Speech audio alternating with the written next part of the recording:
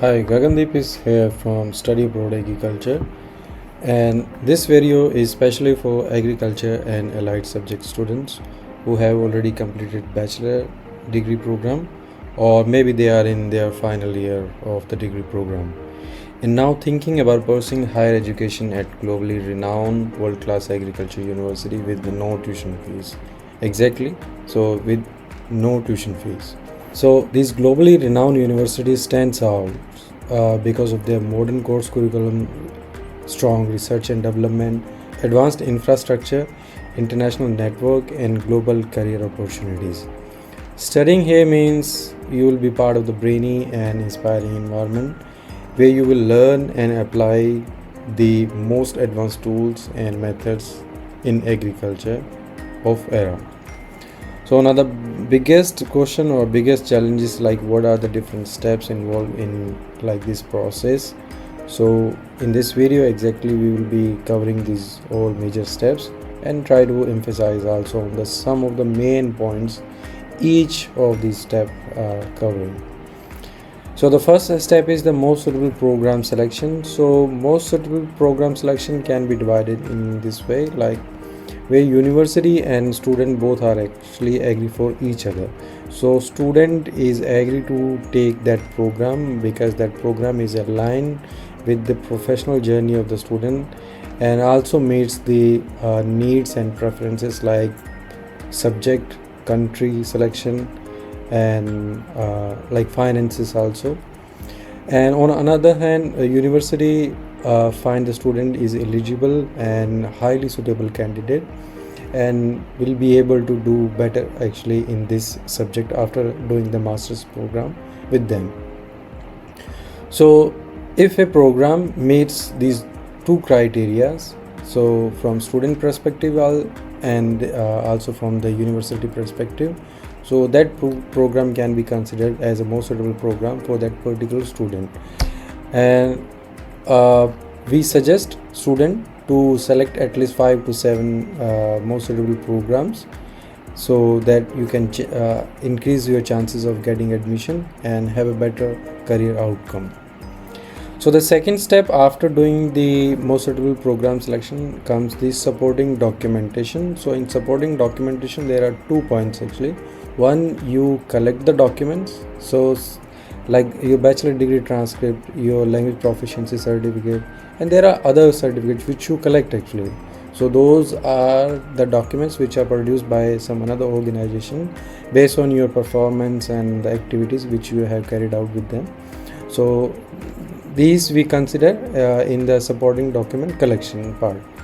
And there are another kind of the document which you prepare actually as a part of the university application. You got exact idea, so I'm talking about like curriculum vitae or resume, your statement of purpose, your statement of research intent, your portfolio, and there are some another document as well which are asked by the program coordinator and also by the university. So these are basically some specific from program to program as well. So after doing the supporting document, so you go actually for the university application.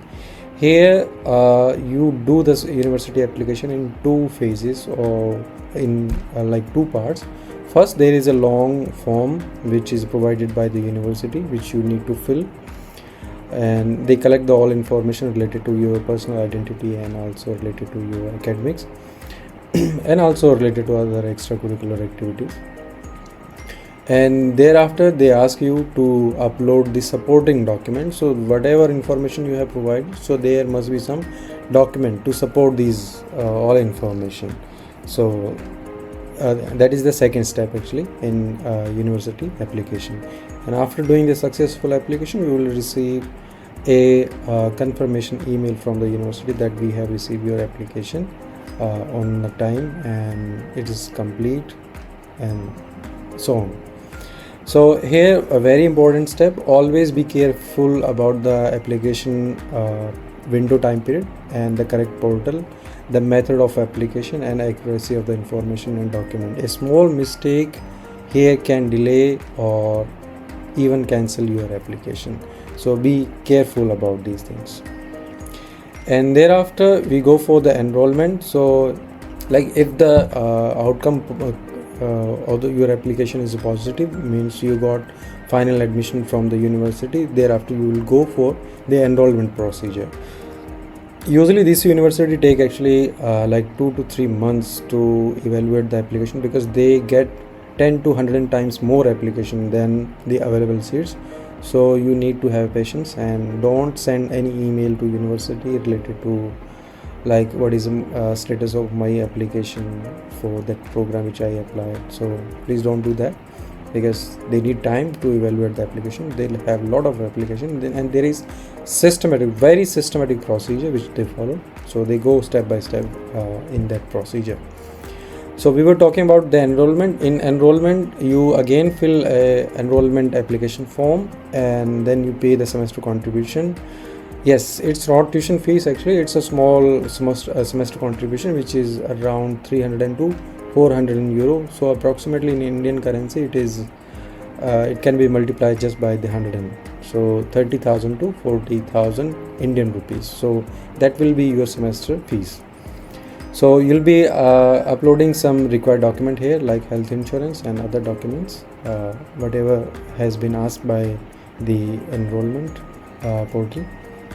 So after doing the enrollment, you go for the application to student visa. Practically things, though, this student visa things also start after getting the admission with the enrollment. So you work actually on enrollment and visa on same time.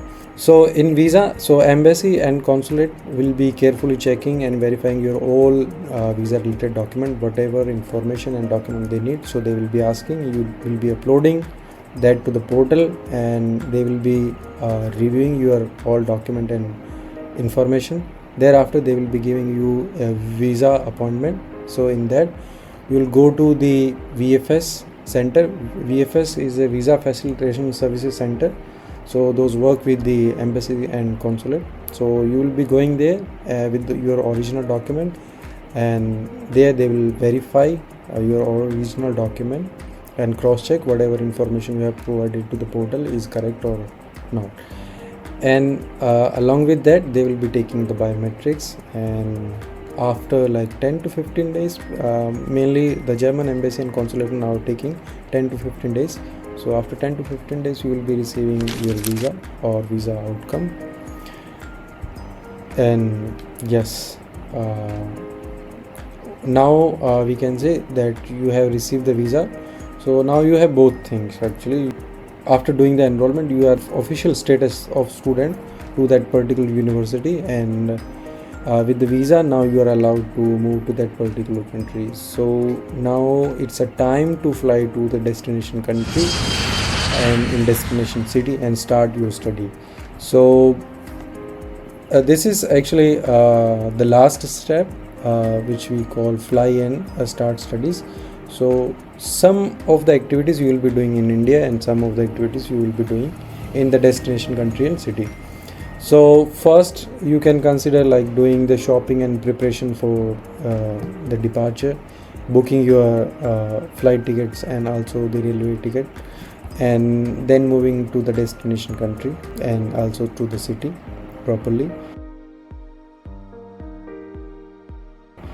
And final point in this part is or in sixth step is doing the city registration and physical enrollment at university if it is required, bank account opening, your blocked account activation, and yeah, these are the things actually which you mainly carried out after reaching there. So now this is the time so which you were like dreaming. So you are fully part of the university, and you have started classes there, and your journey has been begun for your master program. So thank you so much for being with us, and if you are looking for one-to-one specialized guidance for this entire process or maybe some part of the process, you can just book our free one-to-one guidance session, and the link is given in the description. Thank you so much. We'll see you in next video and also in one-to-one guidance.